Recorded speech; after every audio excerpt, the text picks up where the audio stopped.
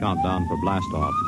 X minus 5, 4, 3, 2, X minus 1, fire.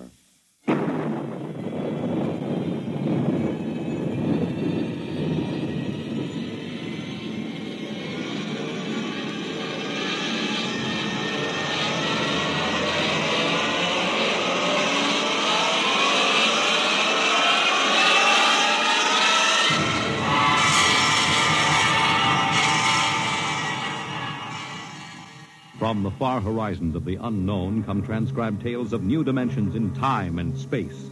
These are stories of the future, adventures in which you'll live in a million could-be years on 1,000 maybe worlds. The National Broadcasting Company, in cooperation with Street and Smith, publishers of astounding science fiction, presents X minus 1.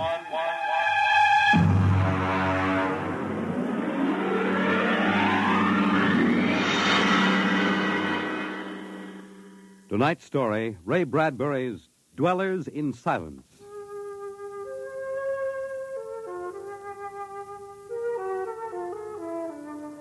"20 years had passed. 20 years since the last of the giant migration ships had crashed to the surface of Mars, bearing its pitiful handful of survivors of the Earth Wars. 20 years of longing, of turning eyes toward the green Earth as it hung on the horizon like a beckoning light. And now it was done. And the first new ship, built of shining Martian chromaton, had lifted bravely toward home with 3 men locked in its metal belly. There it is. You can barely see the top of the Atomic Trades building in the twilight. They never finished building. Captain, What is it? am I going out of my mind? Look, out that way, to the west. Could that My be... heaven, it is. Those are lights. Turn the ship. Full cruising speed. They are lights. Captain, it's a city, a whole blasted city lit up like a Christmas tree. What do you think of your dead planet now, Williams? Decelerate to -5. We're going to take her down.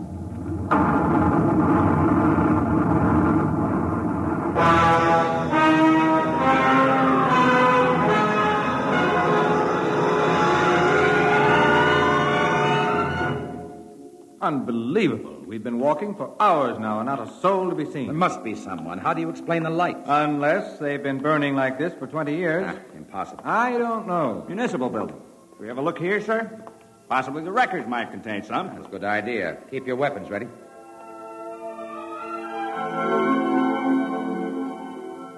We'll start right here with the city clerk's office. Better check radiation again, Doctor. Well, not enough to do any damage. Gives you the creeps, doesn't it? Look at this desk. Papers crumpled, inkstand, just as if somebody came in and worked here every day. Dog licenses, hunting permits. That's strange. There's ink in that inkstand. Well, what of it? Well, you'd think standing open for 20 years it would have dried up. Good heavens. If I hadn't heard it with my own ears. Evans, did that phone ring? Yes. Well? Pick it up, Doctor. Hello? Good day, Doctor. How are you? I called to ask some advice about a trepanning problem. Can you tell me if the lateral cut should be made first? Hello? Hello? This is absolutely insane. Hello? Thank you, Doctor. I'll do that. By the way, how is your wife, Alice? And the girls? And your son, John? Fine boy, John. I'll call again tomorrow. Goodbye, Doctor. Hello? Hello?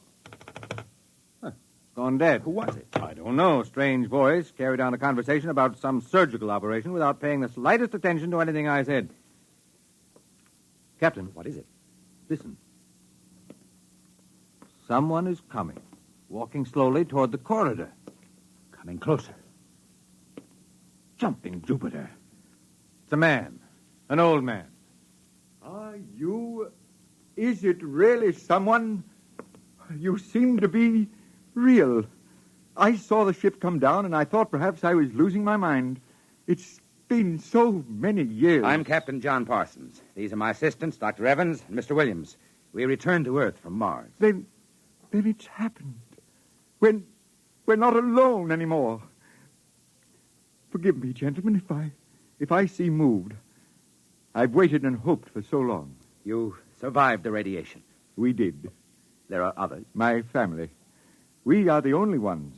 I answered the phone a moment ago. Who was it? You heard my voice, Doctor. Yours? Yes. To break the loneliness. I've recorded my voice and rigged up an automatic telephone. It's pleasant to hear the phone ring. I come here to work. I take it you are a medical man. My name is Cornelius Hathaway. Hathaway. Hathaway, the brain surgeon. You know my name? Who doesn't? I watched you on television at college. Why, I saw you 23 years ago. You performed a difficult surgery for a cerebral tumor. Thank you. I'd almost forgotten. My mind, you see, I'm almost 80 now. Well, you look fine, sir. We've had the best of everything. An entire city to choose from. Cold storage, the best equipment. But come. There's a fine dinner waiting for you, and you'll want to meet my family. When I saw the ship come down, I told Alice, my wife, you know, to prepare a feast. This is a great day for me, gentlemen. A great, great day.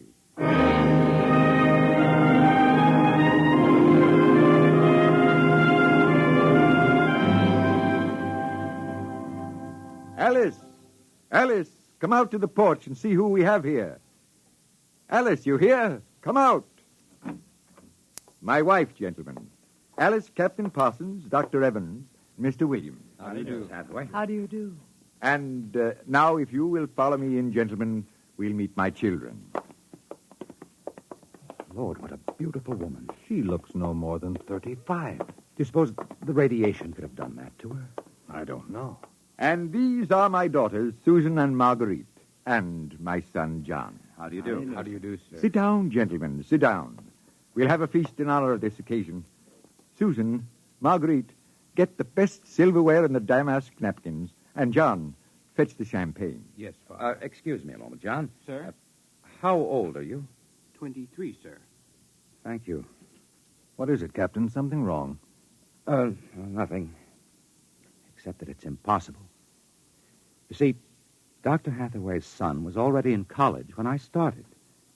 That would make him at least 45.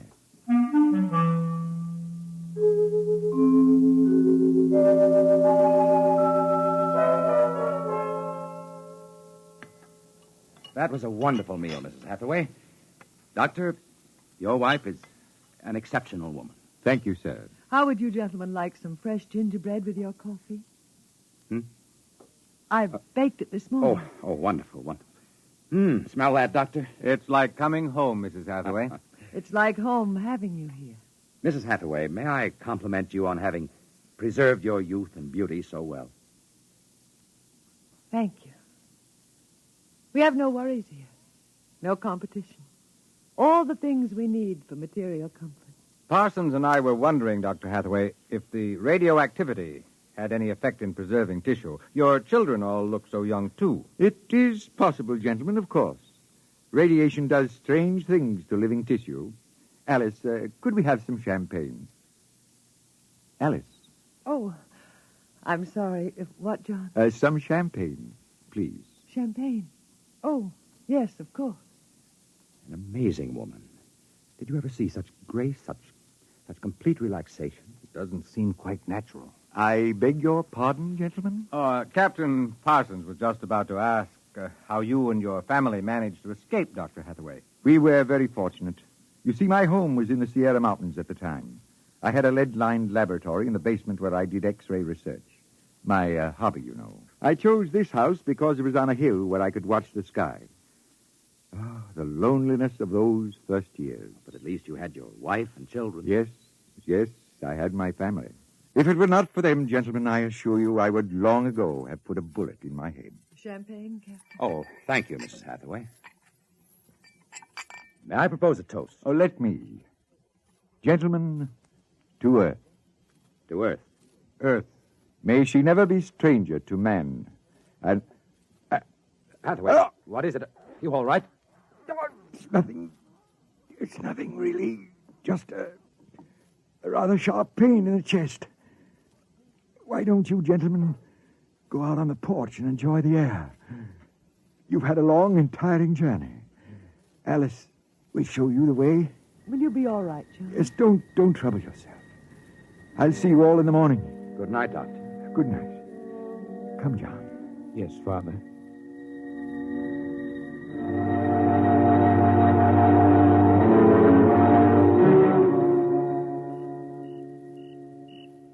Well, what do you think of old Mother Earth now, Williams?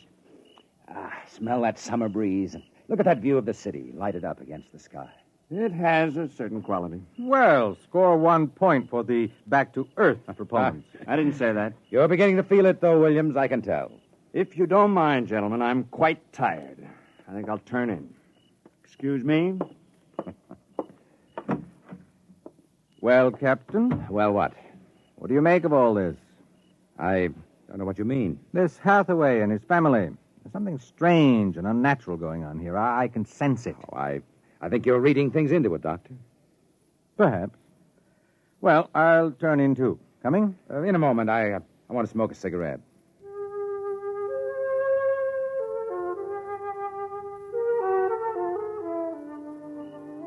It's a very beautiful view, is it not? Oh, I didn't hear you come out. How is he? Resting. I've never seen him this bad. Yes, he's an old man. I'm sorry, but the difference in your ages is so apparent. You must have been married very young. You don't know about us, then. No, Perhaps it is better that way. I don't follow you. Is it something about your husband? He acts very strangely. My husband is a very great man, Captain. It is too bad there was no one to appreciate him. Once he wired the whole city with sound speakers. And when he pressed a button, the whole town lit up and made noises as if 10,000 people were living in it. He must have been very lonesome. Although, with a woman such as you, I don't understand. Perhaps one day you will understand. I hope you will come to trust me as a friend. I can trust no one but him. Good night, Captain. Good night, Mrs. Hathaway.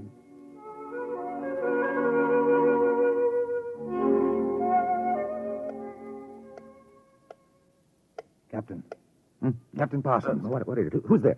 Dr. Evans. Oh, what's wrong? What time is it anyway? 2 a.m. What's wrong? I couldn't sleep. A few minutes ago, I heard someone slip out the front door. In the moonlight, I saw it was the old man. He was headed toward the ship. What are you suggesting, Doctor? Nothing, except that it's fairly unnatural for an old man with a bad heart to go wandering off at 2 in the morning. Very well. We'll follow him.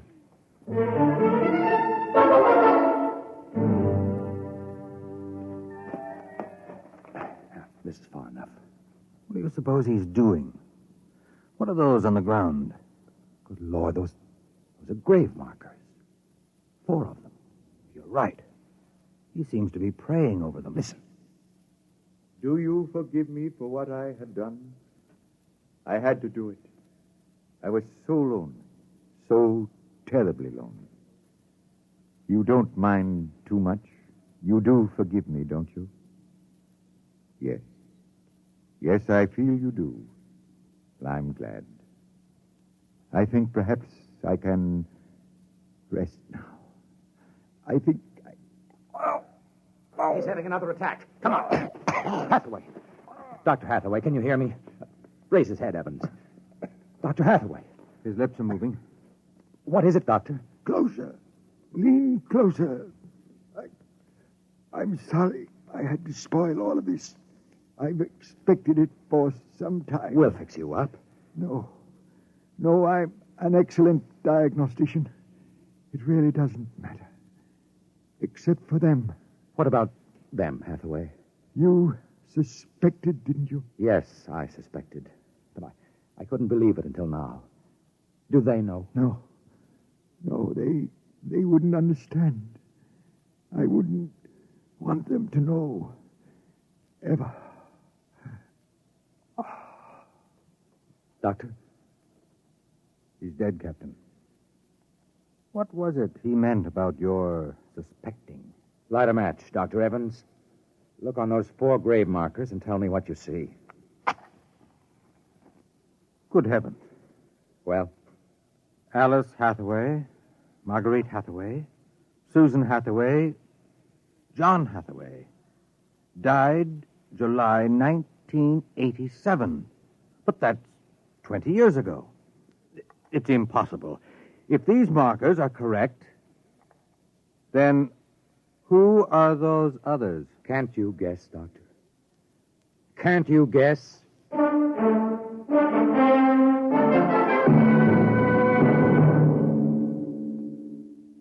I'm sorry, Mrs. Hathaway. He didn't want us to feel badly. He told us it would happen one day and that he didn't want us to cry. He didn't teach us how, you know. He said it was the worst thing that could happen, to know how to be lonely and unhappy. We weren't to know what death is. Perhaps it's just as well. You know about us, don't you? Yes, I know. I didn't think you knew yourself. The children don't. I've been aware for a long while. No one would have guessed. You're so perfect. He would have liked to hear you say that. He was so very proud of us. After a while, he came to love us, and at the end he took us as his real wife and children. He even forgot sometimes that he had made us. You gave him a great deal of comfort. Yes. Over the years we sat and talked. He loved so much to talk. I was first, you know. Then he became lonesome for the children, and so he made them. There was only one thing. One flaw. And that? He couldn't make us grow old. And so he had to watch himself become an old, old man while we stayed young. It was a great blow to him. We'll bury him on the hillside where the other 4 crosses are. I think he would like that. Yes, he would. Mrs. Hathaway, Alice, I think that you are a very great and wonderful woman.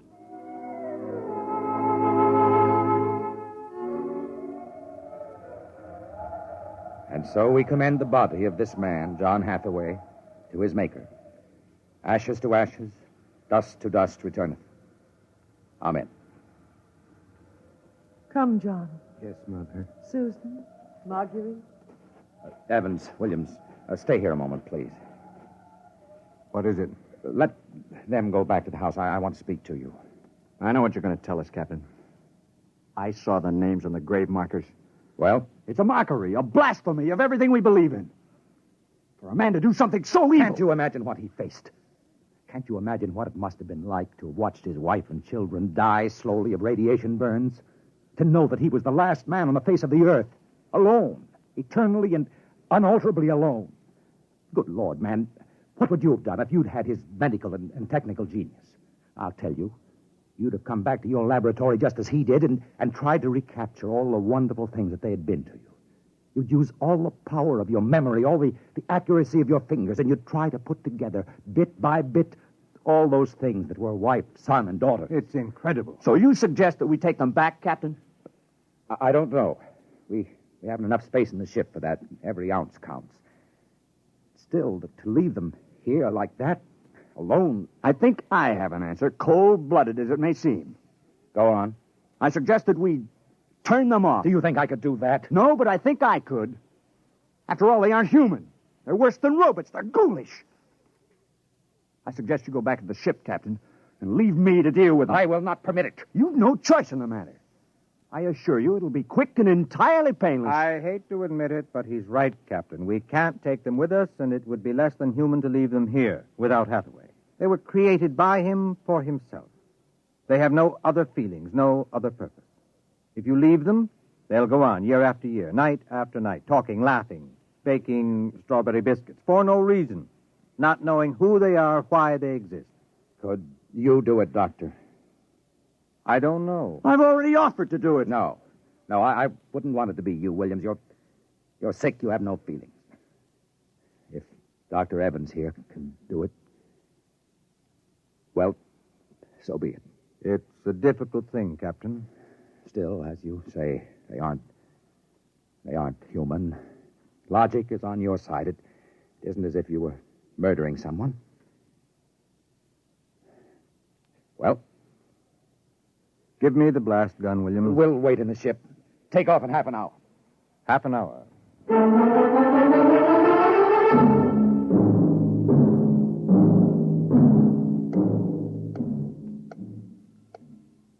6:25.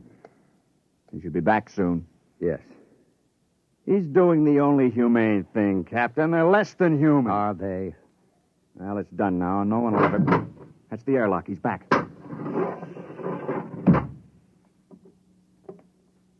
Well, here's your gun. Did you do it? When I entered the house, one of the daughters looked up at me, and she smiled. The others smiled. He taught them that, taught them to make him feel welcome when he came home at night. I knew that, and yet... Well, I should have done it then. I might have, but she came in. The wife. She said something about sitting down for a cup of tea. She looked at me with those fine, intelligent eyes. I couldn't do it. It would be murder. Cold-blooded murder. I prayed you wouldn't be able to do it. There will never be anything as fine as they are, you know.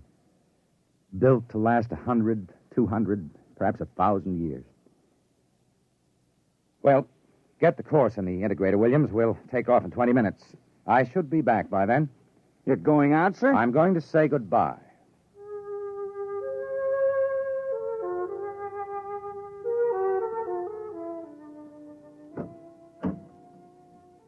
You've come back. Only to say goodbye. It was nice of you. I wanted you to know that I'm coming back. Here? To us? Here. To you. I believe you. I never meant anything more. When will you come? I don't know. It'll take many years to prepare fuel for another trip. 6, 7, perhaps 10 years. I will watch the sky at night, just as he watched it. I'm not a young man. Time is nothing to me. I was born out of time. I'm afraid I must go now. I understand. Strange. I have a new feeling. One which he didn't teach us. A feeling of longing, of sadness. That one is not taught. It comes of being alive. Yes, I am alive. Even though he created me, I'm a person now. Goodbye, Alice Hathaway. Goodbye, John Parsons.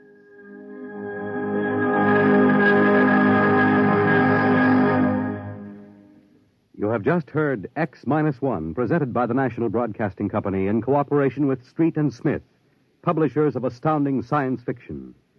Tonight, by transcription, X-1 has brought you Dwellers in Silence, written by Ray Bradbury and adapted for radio by George Lefferts. Featured in the cast were Ann Seymour, Carl Weber, Theodore Osborne, Richard Hamilton, Edwin Jerome, and Stan Early. Your announcer, Fred Collins. X-1 was directed by Daniel Sutter and is an NBC Radio Network production.